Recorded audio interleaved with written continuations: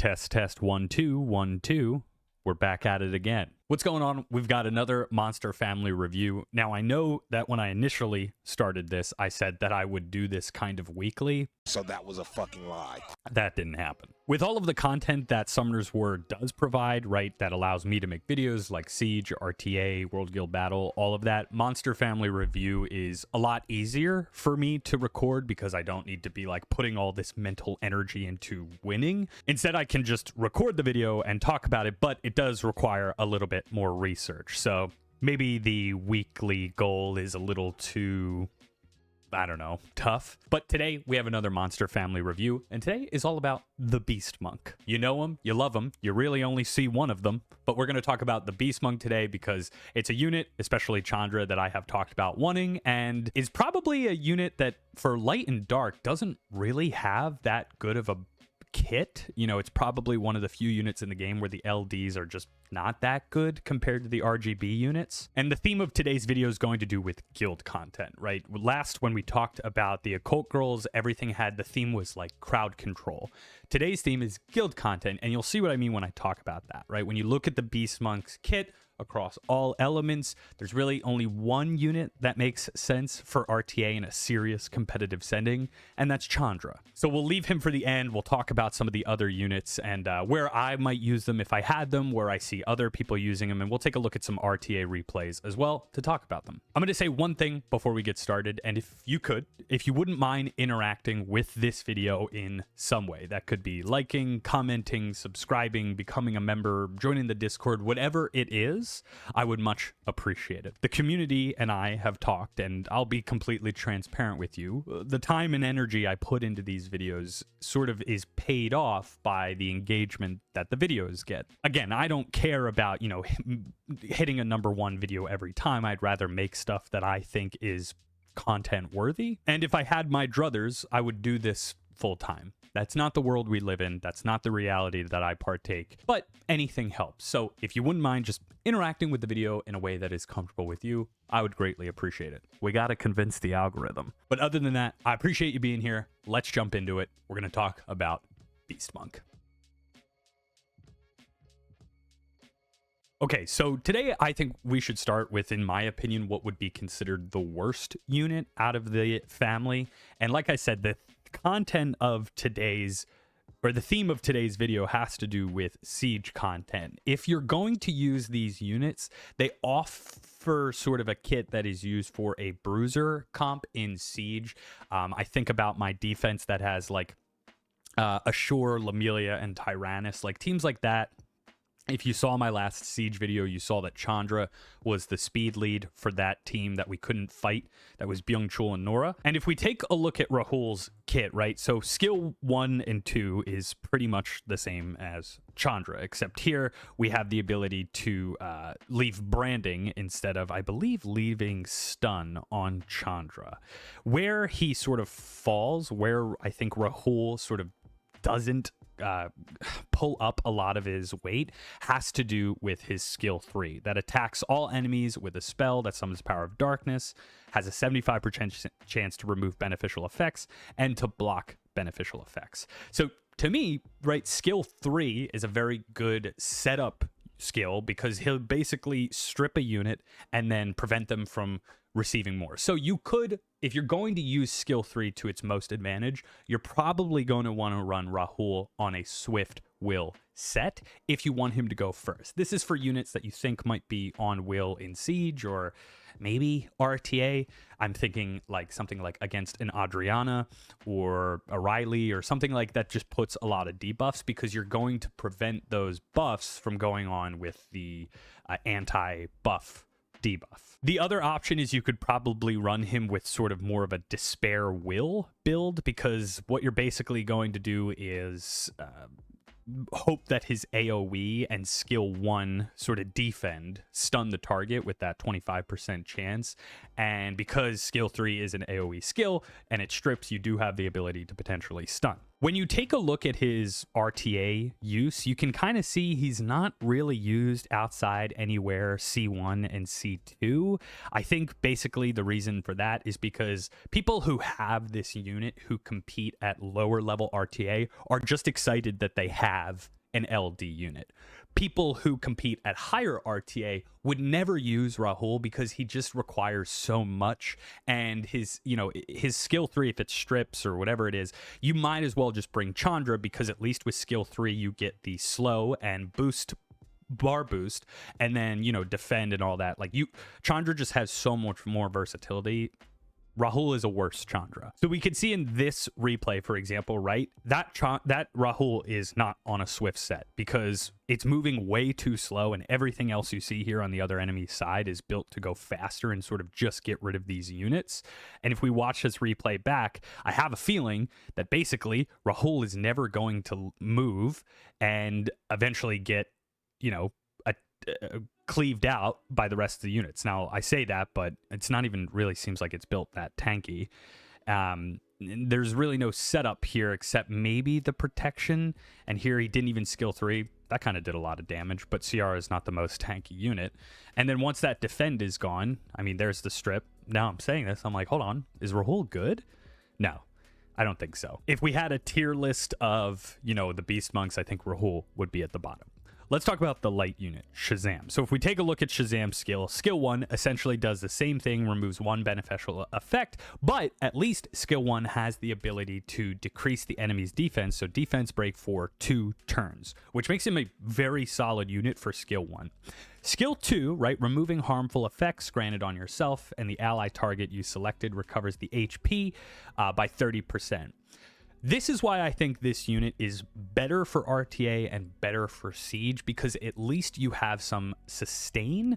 But for my money, right, if I'm going to bring a Beast Monk into Siege content, then I probably am going to bring Ritesh is the fire one. I'm probably going to bring Ritesh because skill 1 has the chance to land Oblivion. And as we know, there are a lot of passives in defense that makes attacking them very difficult. So at least in that sense, skill 1 has the ability to land an Oblivion to prevent it. Here, yes, you do see the defense break, but you're going to need a unit that does a lot of damage moving right after that. Skill 3, the reason Shazam is higher on my list for this monster review is because skill 3 is just kind of fun, right? You have the land glancing for 75% chance and all allies counterattack for 2 turns. That's kind of just a cool skill that everything could be attacking. I think of like Dark Ivor or Dark Nezuko that just has other units attack on their behalf. I personally would use Shazam for any sort of guild content just because, like I said, it's kind of fun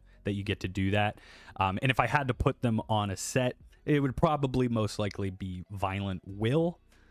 Maybe you could run that Despair Will again, or if you wanted to throw it on Revenge, that skill 1 defense break could be pretty solid. But again, in the RTA setting, you only see Shazam used at sort of C1, C2 level. And again, I think it has to do with the fact that at high level, you're probably going to see people using Chandra more than any of these other units.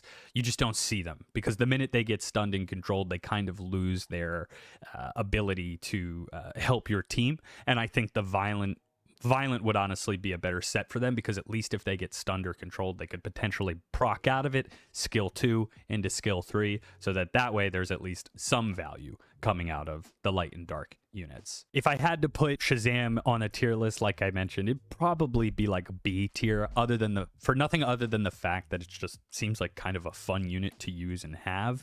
And like I said, the Beast Monks are sort of one of those units that unfortunately the LDs are not as good as the RGB units. Which brings us to our first RGB unit, which is Ritesh. I was wrong about Ritesh in the previous statement. Ritesh is the Wind Beast Monk.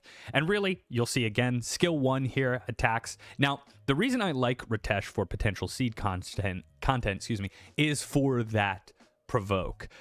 If this thing is on Revenge and has the ability to provoke, then obviously you're going to be able to keep provoking enemies to attack, and then you have things like skill 2 to keep yourself sustained. I don't use Ritesh often for Siege content, but things like skill 3 to increase the defense and potentially AoE defense break the rest of the team is actually half decent.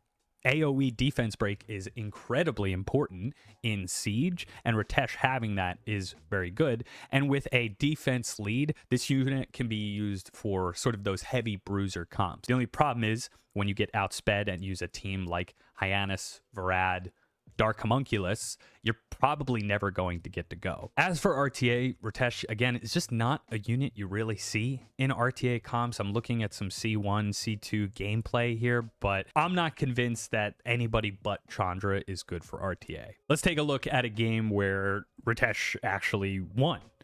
In this case, it looks like it's definitely a heavy bruiser team with basically just hoping that Rakan and the Dark... what's that thing's name? The Dark, not Ayunu, but Dark Ayunu. And this is just looks like a game of defense here.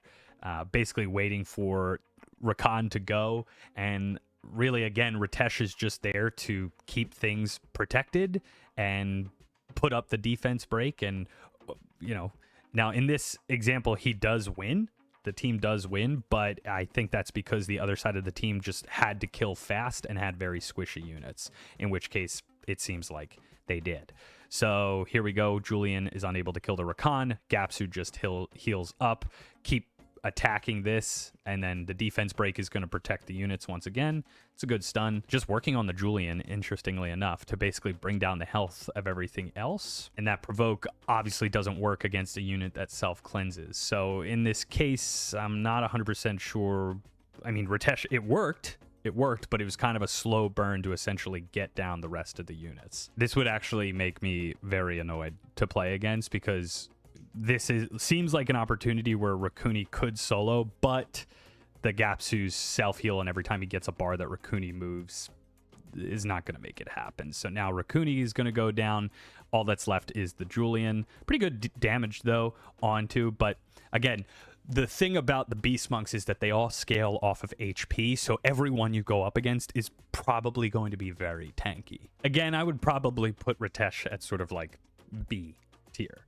Now, Kumar, I would honestly put at B tier as well, because I do like this unit for Siege. And like I said before, is because you have the chance to grant 2-turn Oblivion that scales off your HP. So again, this is more just a sustain unit that is going to be able to protect other units and then also put silence. But in terms of skill 3, I think Ritesh and Kumar's skill 3 is just okay. Really, the main value that I see Kumar giving to a Siege team is its skill 1 for that Oblivion. Now, it only lands with a 50% chance, so you better hope you land it, but I do think that it's pretty solid, and it's also an HP lead. So if you are going to use it for the defense, right, you again can bring a slower, tankier defense into that. If you're going to have a slower, tankier defense for your Siege units, and I think this is sort of a catch-all statement, slower and tankier should be on violent so that at least they have a chance to move and proc out of stun or control. For RTA, interestingly enough, you are seeing Kumar used at sort of a higher level, like C2 and C3 here. Which is kind of interesting because I think in my time of playing RTA, I have maybe gone against one Kumar in my entire life. But essentially here you could see that Kumar was brought into 3 units that have very annoying passives, right? So if that ability is going to, and the self-cleanse is potentially going to protect from any sort of stun, and they have Heigang here to basically strip the unit. So if we watch this, I assume at some point this Kumar will go put on the Oblivion to one of these units. Who he goes for first is kind of an interesting question. Able to stun, going to put up skill 3, interestingly enough. Goes for the silence, and then does pretty good damage on the Velajoul. That silence is fine, but it still isn't the Oblivion. I'm curious to see if he ever gets that skill 1 off to do that. Because again, he's dealing with 3 units that have incredibly annoying passives. And at this point, I think the passive you have to get rid of first is potentially Rakuni. Now, he does land the Oblivion there, which is effective, but again, units that are on violent are going to proc out of that. It's kind of the same problem I have with Dark Gojo, where people are like, how are you not C2, C3? You have Dark Gojo.